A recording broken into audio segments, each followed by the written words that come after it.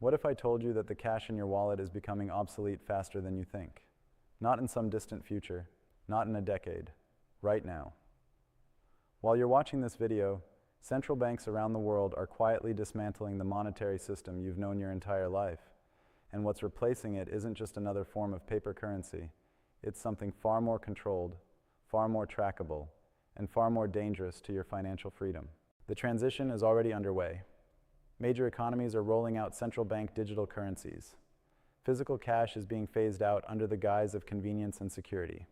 And in the middle of this seismic shift, one asset is emerging as the ultimate safe haven. The same asset that's been money for 5,000 years, gold. But here's what most people don't understand. This isn't just about gold going up in price. This is about a fundamental restructuring of how money works. And if you're not positioned correctly, you could watch decades of savings evaporate in the blink of an eye. Let me show you what's really happening behind the scenes. The International Monetary Fund just released a working paper titled, "Could Digital Currencies Lead to the Disappearance of Cash from the Market?" Think about that for a second. The IMF isn't asking if cash might decline. They're asking if it will disappear entirely. This is the same organization that coordinates monetary policy for 190 member countries. When they publish research like this, they're not speculating. They're preparing the world for what's coming. The Bank of England just issued their latest progress update on the digital pound. They're not calling it a possibility anymore. They're calling it a design phase. The European Central Bank is running parallel trials on the digital euro. China's already rolled out the digital yuan to over 260 million users. Sweden's testing the e-krona. India's piloting the digital rupee. This isn't a conspiracy theory. This is official policy being implemented in real time across every major economy on the planet. But here's where it gets interesting. While governments are racing to digitize their currencies, they're simultaneously accumulating physical gold at a pace we haven't seen since the 1970s. Central banks added over 1,000 tons of gold to their reserves last year. That's the second highest annual purchase on record. The People's Bank of China has been buying gold for 18 consecutive months. Poland just announced they're increasing their gold reserves to 20% of total holdings. Singapore's doing the same. Even the traditionally conservative Swiss National Bank is quietly adding to their position. Now ask yourself this: why would central banks be hoarding physical gold while telling their citizens to embrace digital currency? Because they understand something most people don't. Digital currency gives governments unprecedented control over your money. But gold is the one asset they can't print, can't devalue with a keystroke, and can't confiscate with the click of a mouse. It's the ultimate insurance policy against the very system they're building. Before we go further, I want to make sure you're getting the full picture here.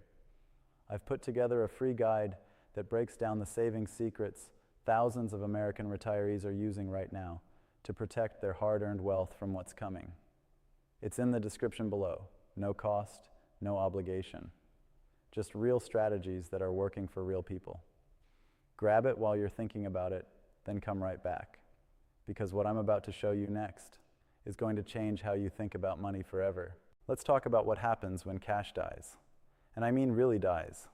Not just becomes less common, completely disappears. The implications are staggering. Every transaction you make becomes trackable. Every purchase you make becomes data.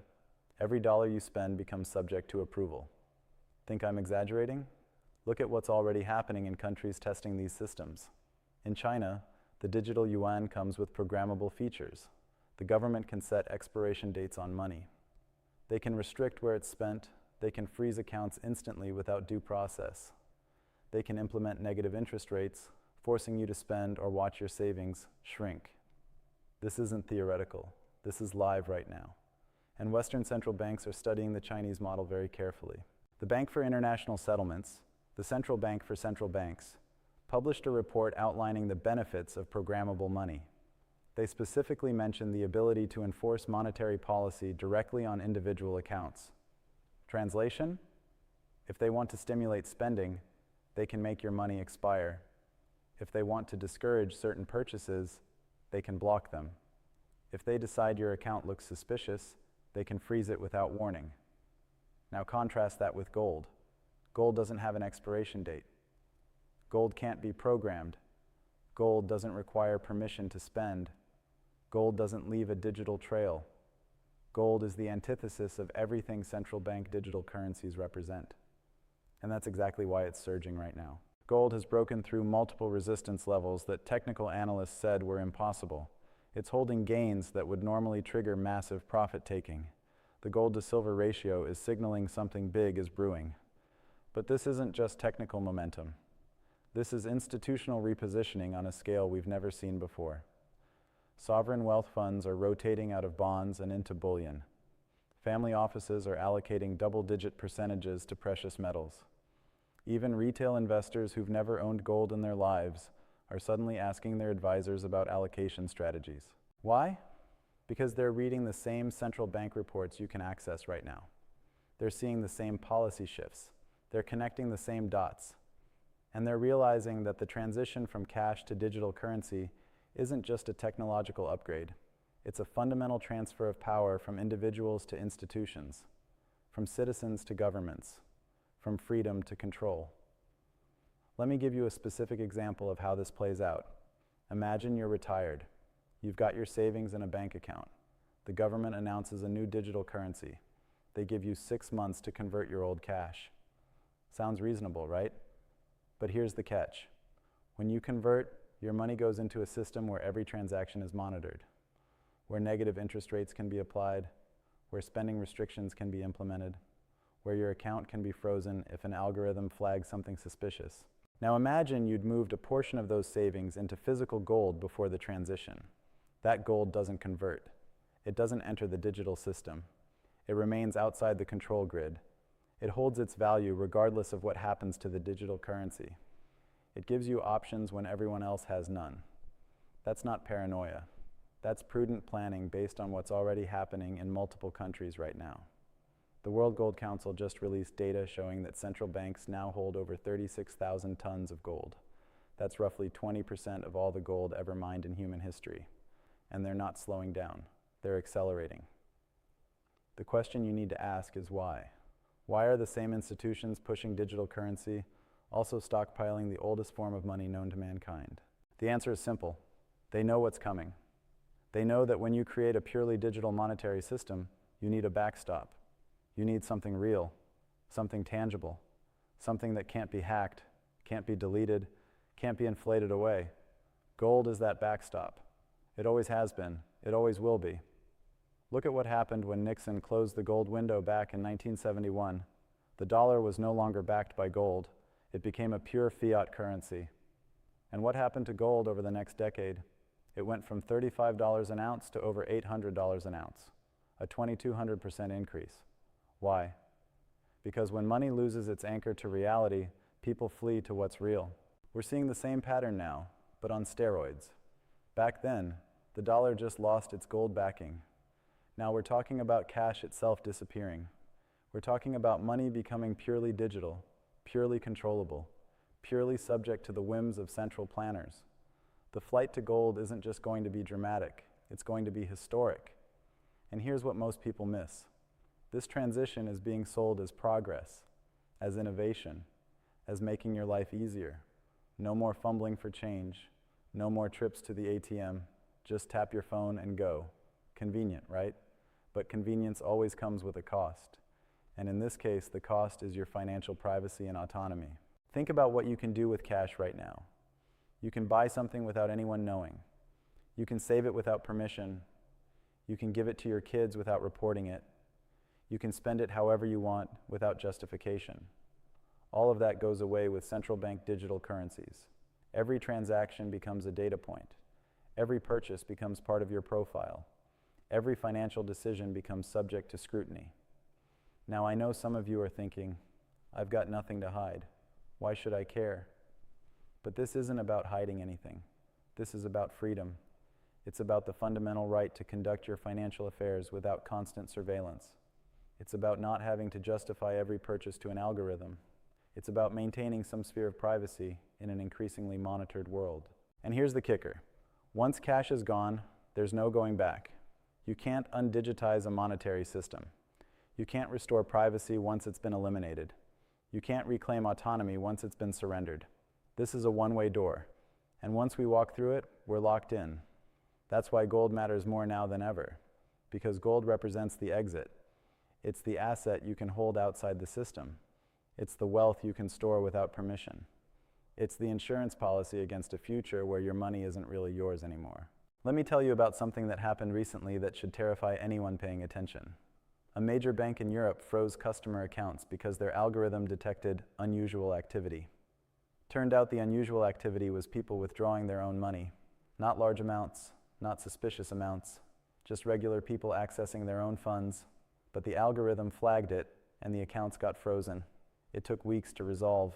Some people couldn't pay their bills, couldn't buy groceries, couldn't access their own money. Now imagine that scenario in a fully digital currency system. No cash alternative, no way to bypass the system. If your account gets flagged, you're locked out. Period. And the criteria for flagging, that's determined by whoever controls the system. Could be legitimate fraud detection, could be political targeting, could be an error, doesn't matter. Once you're flagged, you're frozen. Gold doesn't have that problem. Gold doesn't require system access. Gold doesn't need algorithm approval. Gold just is. And in a world where everything else is digital, conditional, and controllable, that makes gold the most valuable asset you can own. Speaking of valuable assets and protecting what you've worked for, if you're sitting on retirement accounts worth over $100,000, you need to understand how gold IRAs work. I'm not talking about selling everything and going all in on gold. I'm talking about strategic allocation, about moving a portion of your retirement savings into physical gold that you actually own, held in a secure vault, but still within your IRA structure. No tax penalties, no early withdrawal fees, just a smart hedge against the monetary transition we're watching unfold in real time. I put together a detailed guide on exactly how this works. It's in the description. Covers everything from the mechanics to the tax implications to the custodian selection. Worth checking out if you're serious about protecting your retirement from what's coming. All right, back to the bigger picture. The BRICS nations just announced they're developing an alternative payment system that bypasses the dollar entirely. Brazil, Russia, India, China, South Africa, plus over 40 other countries now interested in joining. They're not doing this because they love each other. They're doing this because they see the writing on the wall, the dollar's weaponization through sanctions, the Federal Reserve's money printing, the instability of a purely fiat system. They want out, and they're using gold as the foundation for their alternative. Russia and China have been accumulating gold for over a decade, specifically for this purpose. They're not buying gold because they think it's going to go up in price. They're buying gold because they're building a parallel monetary system, one that's not controlled by Western central banks, one that's backed by something real. And when that system goes live, the demand for gold is going to explode. But here's what's really interesting. While all this is happening at the macro level, regular people are starting to wake up too. Gold Eagle sales from the US Mint hit multi-year highs. Bullion dealers are reporting inventory shortages. Premiums over spot price are widening. This isn't just institutional buying anymore. This is Main Street realizing that something fundamental is changing. And it's not just gold. Silver's showing the same pattern. Industrial demand is surging because of solar panels and electric vehicles. Investment demand is rising because silver's the poor man's gold. And supply? Supply is tight, really tight. The silver market's been in deficit for years, meaning more silver is being consumed than mined. That's not sustainable. Eventually, price has to adjust to balance supply and demand. And when it does, the move is going to be violent. But let's get back to the core issue, the death of cash. Because that's what this is really about. Cash is dying. Not because it's inefficient, not because it's outdated. Cash is dying because it represents freedom. And freedom is incompatible with the level of control modern governments want to exert over their populations. Every authoritarian regime in history has tried to control money. Because when you control money, you control everything. You control what people can buy, where they can go, what they can do, who they can support. Money is the ultimate lever of power. And cash is the one form of money that's hard to control, so it has to go. The excuse is always the same. Fighting crime, preventing terrorism, stopping money laundering, all legitimate concerns. But the solution isn't to eliminate cash. The solution is better law enforcement, better intelligence, better investigation. Eliminating cash is like burning down your house to kill a spider. Sure, you solved the spider problem, but now you don't have a house. And once cash is gone, what's to stop governments from implementing policies that would be impossible with physical currency? Negative interest rates that force you to spend or lose money. Expiration dates on stimulus payments to ensure immediate spending. Restrictions on certain purchases deemed undesirable. Automatic taxation at the point of transaction. Social credit scores that limit your spending based on behavior. All of this becomes possible, even easy, with purely digital currency.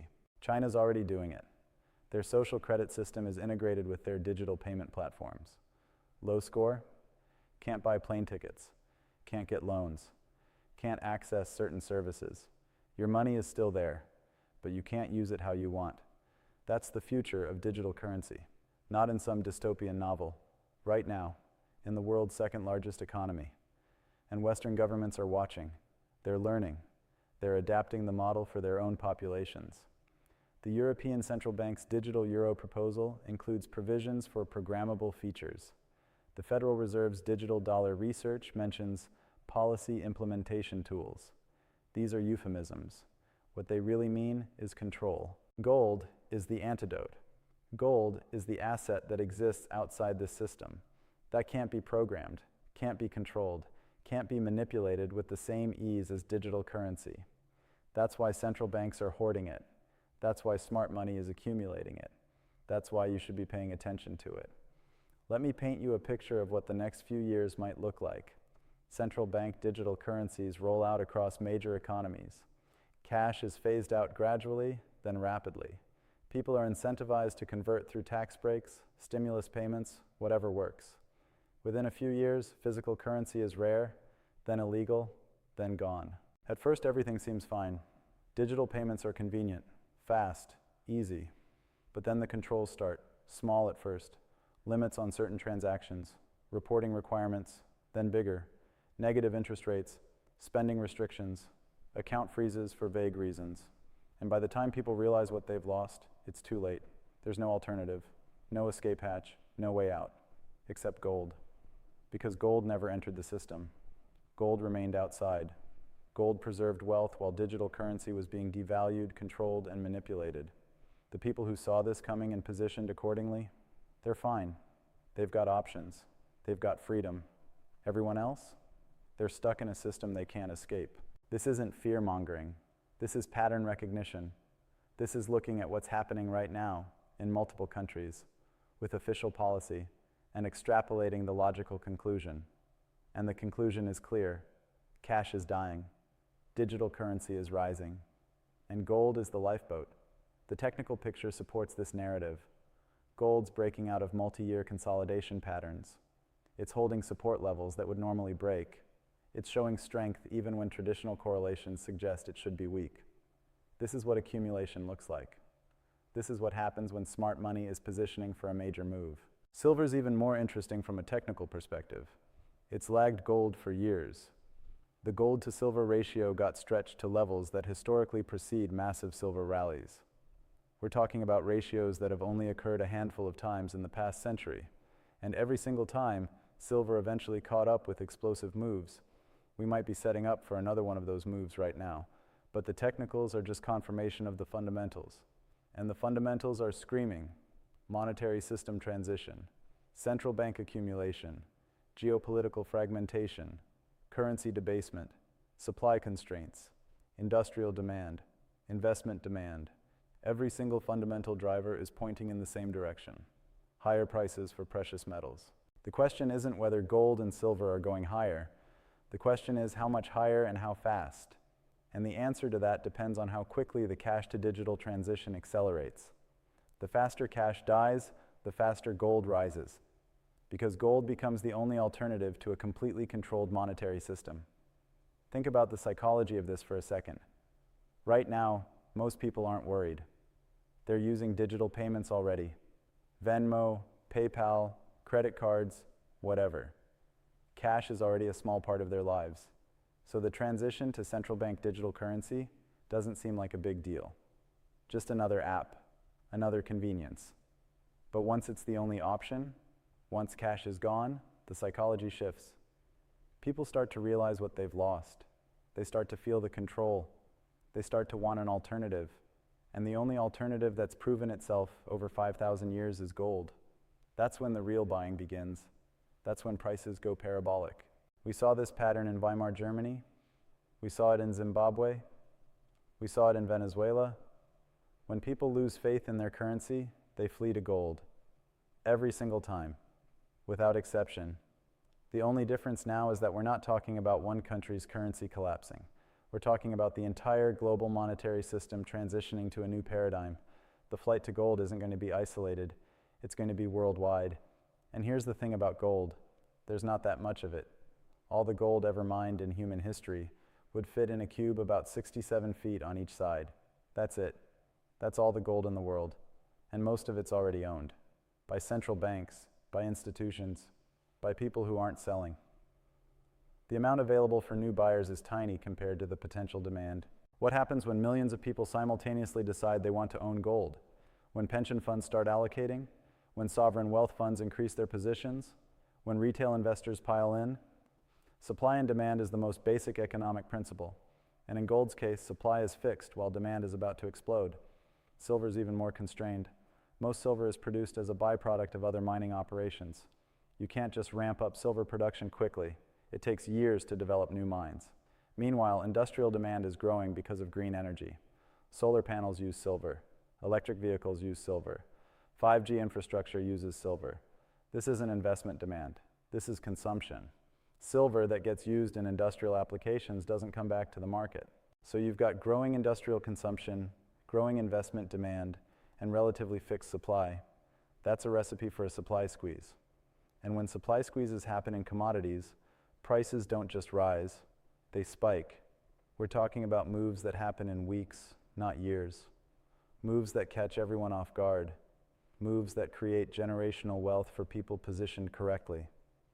But positioning correctly means acting before the crowd. It means understanding what's happening before it becomes obvious. It means being willing to look at official policy documents, central bank reports, and geopolitical trends and connect the dots. Most people won't do that. They'll wait until gold's already doubled or tripled. They'll wait until the transition is complete. They'll wait until it's too late. You're watching this video, which means you're not most people.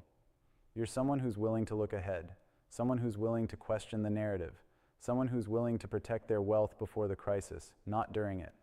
That's smart. That's how generational wealth is preserved.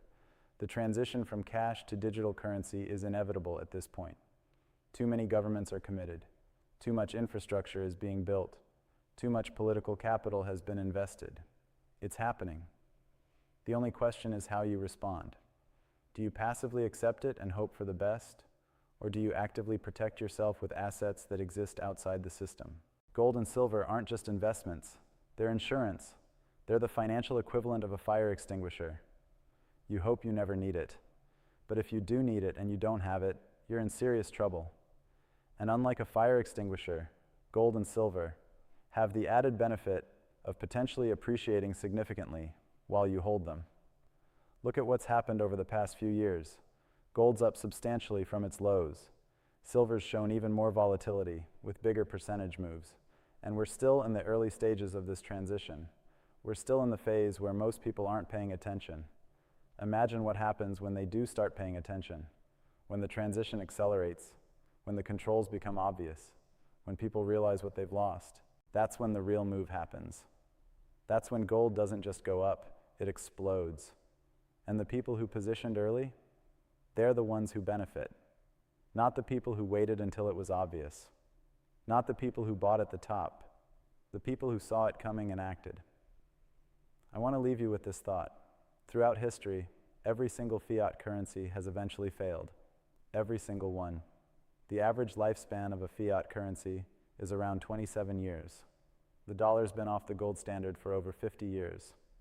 We're living on borrowed time, and the transition to digital currency isn't going to extend that lifespan.